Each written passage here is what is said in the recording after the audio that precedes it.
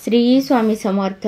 उद्या 16 एप्रिल 2025 वार बुधवार आणि या दिवशी आहेत संकष्ट चतुर्थी। कृष्ण पक्षातील येणाऱ्या चतुर्थीला संकष्ट चतुर्थी असे म्हणतात। पंचांगानुसार प्रत्येक महिन्यात 2 चतुर्थी असतात, एक शुक्ल पक्षात आणि दुसरी कृष्ण पक्षात। शास्त्रानुसार पौर्णिमेनंतर येणाऱ्या चतुर्थीला संकष्ट चतुर्थी असे म्हणतात। गणपती बाप्पांना विघ्नहर्ता, बुद्धीचे दाता, शांतीचे प्रतीक आणि इच्छापूर्ती करणारे देव म्हणून ओळखले जाते। चैत्र कृष्ण पक्षातील संकष्ट चतुर्थीला भालचंद्र चतुर्थी या नावाने देखील ओळखले जाते। संकष्ट चतुर्थीच्या दिवशी श्री गणेशाची भक्तिभावाने पूजा केल्यास काही खास उपाय केल्यास सर्व अडथळे जे आहेत तर ते दूर होतात आणि आयुष्यात सुख, शांती, समृद्धी नांदते। या दिवशी उपवास, चंद्रदर्शन आणि गणेश मंत्राचे पठण यांना देखील विशेष महत्त्व दिले जाते। संकष्टी म्हणजे संकटांपासून मुक्ती करणारे आणि भालचंद्र हे गणपतीचे एक रूप आहेत ज्यामध्ये त्यांच्या कपाळावर चंद्र असतो। त्यामुळे या चतुर्थीला भालचंद्र संकष्ट चतुर्थी असे देखील म्हटले जाते। या संकष्ट चतुर्थीच्या दिवशी आपण जर काही खास उपाय, काही सेवा जर केल्या तर आपल्या ज्या काही इच्छा, मनोकामना आहेत तर त्या लवकर पूर्ण होतात। उद्या संकष्ट चतुर्थीच्या दिवशी तुम्ही उपवास नाही केला तरीही चालेल, पण हा जो एक उपाय आहे तर तो अवश्य करा। तुमच्या सर्व इच्छा, मनोकामना ज्या आहेत तर त्या पूर्ण होतील। तुमची कितीही कठीणातील कठीण इच्छा असू द्या ती पूर्ण होईल। 7 पिढ्यांचे दारिद्र्य हे नष्ट होईल। हा उपाय तुम्हाला संकष्ट चतुर्थीच्या दिवशी सकाळीच करायचा आहे। आपण आपल्या आयुष्यामध्ये भरपूर सारे प्रयत्न करत असतो, कष्ट देखील करत असतो, परंतु कधी कधी काय होतं, आपल्या कष्टाला, मेहनतीला त्याचं फळ जे आहे तर ते मिळत नाही आणि प्रयत्न करूनही आपल्या ज्या काही इच्छा आहेत तर त्या पूर्ण होत नाहीत। आपल्या नशिबाची साथ जी आहे तर ते मिळत नाहीत। परंतु या दिवशी जर तुम्ही हा उपाय जर केला तर नक्कीच तुमच्या प्रयत्नांनाही यश मिळेल आणि तुमच्या मनातील प्रत्येक इच्छा ही पूर्ण होईल। मग तुमची इच्छा ही लक्ष्मी प्राप्तीबद्दल असेल, धनप्राप्तीबद्दल असेल, मुलांची प्रगती होण्याबद्दल असेल किंवा पतीची प्रगती होण्याबद्दल असेल किंवा तुमच्यावरती मोठा कर्जाचा डोंगर झालेला असेल त्याबद्दल असेल, जे काही तुमची इच्छा असेल तर ती इच्छा नक्कीच या उपायाने पूर्ण होईल। मग आपल्या वास्तुशास्त्रामध्ये अशी काही झाडे झुडपे सांगितली जातात ज्यामध्ये साक्षात देवी देवता वास करतात।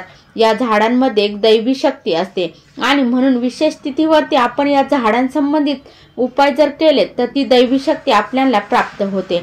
आपल्या ज्या काही इच्छा आहेत, सर्व मनोकामना आहेत तर त्या पूर्ण होतात। तर असंच एक दैवी शक्ती असलेलं झाड आहे ते म्हणजे जास्वंदाचे झाड। आपल्या सर्वांना माहीत आहे की गणपती बाप्पांना जास्वंदाचे फूल हे प्रिय आहेत। जास्वंदाच्या फुलाशिवाय त्यांची पूजा ही देखील पूर्ण होत नाहीत असे म्हटले जाते। जो कोणी व्यक्ती भक्तिभावाने जास्वंदाचे फूल गणपती बाप्पांना अर्पण करतो, गणपती बाप्पा त्या व्यक्तीवरती प्रसन्न होतात, त्या व्यक्तीच्या आयुष्यातील सर्व अडथळे दूर करतात आणि गणपती बाप्पांना फक्त जास्वंदाचे फूलच प्रिय नाही तर त्या जास्वंदाच्या झाडाची पाने देखील नक्कीच प्रिय आहेत।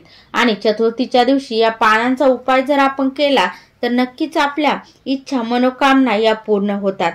आता हा उपाय आपल्याला उद्या सकाळी करायचा आहे। सकाळी लवकर उठायचं आहे, स्वच्छ स्नान करायचं आहे, आंघोळीच्या पाण्यामध्ये थोडेसे गंगाजल तुम्हाला टाकायचे आहेत आणि त्या पाण्याने तुम्हाला स्नान करायचं आहे। त्यानंतर गणपती बाप्पांच्या मूर्तीवरती शुद्ध पाण्याने किंवा पंचामृताने अभिषेक करायचा आहे। प्रत्येकाच्या घरामध्ये गणपती बाप्पांची मूर्ती ही असते, जर नसेल तर फोटो असेल तर तो तुम्ही स्वच्छ पुसून काढायचा आहे। त्यानंतर गणपती बाप्पांना एका पाटावरती लाल किंवा पिवळ्या रंगाचं वस्त्र अंथरून त्यावरती गणपती बाप्पांची मूर्ती किंवा फोटो जो आहे तर तो ठेवायचा आहे। त्यानंतर त्या फोटोला 21 दुर्वा आपल्याला वाहून घ्यायचे आहेत। जास्वंदाचे फूल जे आहेत तर ते सुद्धा वाहून घ्यायचे आहेत। हळदी कुंकू, अक्षता, धूपदीप, अगरबत्ती ओवाळून घ्यायचे आहेत। गुळ खोबऱ्याचा नैवेद्य अर्पण करायचा आहे। गणपती बाप्पांची आरती करायची आहे। यानंतर तुम्ही हा जो उपाय आहे तर तो करायचा आहे। हा उपाय करण्यासाठी तुम्हाला एक जास्वंदाच्या झाडाचं पान लागणार आहे। ज्या झाडाला जास्वंदाची लाल फुलं येतात तर त्या झाडाचं सुद्धा एक पान तुम्हाला घरामध्ये आणायचं आहे। आणताना ते पान कुठेही किडलेलं, तुटलेलं असं नसावं, स्वच्छ असं पान घेऊन यायचं आहे। त्यासोबतच तुम्हाला त्या झाडाची एक काडी सुद्धा आणायची आहे। त्यानंतर आपल्या देवघरासमोर आपल्याला तिथेच बसून हा जो उपाय आहे तर तो करायचा आहे। एका छोट्या वाटीमध्ये तुम्हाला थोडंसं कुंकू घ्यायचं आहे, त्या कुंकवामध्ये थोडंसं पाणी घालायचं आहे, गंध बनवून घ्यायचा आहे आणि यानंतर जास्वंदाच्या झाडाचे आपण जी काही फांदी आणलेली आहेत, काडी आणलेली आहेत, तर त्या काडीने तुम्हाला त्यावरती तुमची जी काही इच्छा आहे तर शॉर्टकटमध्ये थोडक्यात तुम्हाला तुमची इच्छा त्यावरती लिहायची आहे. जसे की मुलांची प्रगती, पतीची प्रगती, नोकरी मिळण्यासाठी, कर्जमुक्ती होण्यासाठी, अशी तुम्हाला थोडक्यात इच्छा जी आहे तर त्या पानावरती तुम्हाला लिहायची आहेत. यानंतर काय करायचं आहे, लाल किंवा पिवळ्या रंगाचं एक छोटंसं वस्त्र घ्यायचं आहे, कापड घ्यायचं आहे. त्यामध्ये तुम्हाला थोडेसे त्यावरती तांदूळ टाकायचे आहेत, अंथरून घ्यायचं आहे ते कापड आणि त्यावरती तांदूळ टाकायचे आहेत. तांदळावरती तुम्हाला हळदी कुंकू अक्षदा वाहून घ्यायच्या आहेत. त्यानंतर त्या तांदळावरती आपण जे जास्वंदाचं पान आणलेलं आहे त्यावरती तुमची इच्छा लिहून घ्यायची आहेत आणि ते पण त्या तांदळावरती ठेवायचं आहे. त्यानंतर त्या पानावरती आपल्याला 2 सुपाऱ्या, 2 हळकुंड आणि थोडासा गुळ आणि 21 दुर्वा ज्या आहेत तर त्या ठेवायच्या आहेत आणि पुन्हा त्यावरती हळदी कुंकू अक्षदा आपल्याला वाहून घ्यायचं आहे. धूपदीप अगरबत्ती ओवाळून घ्यायचे आहेत.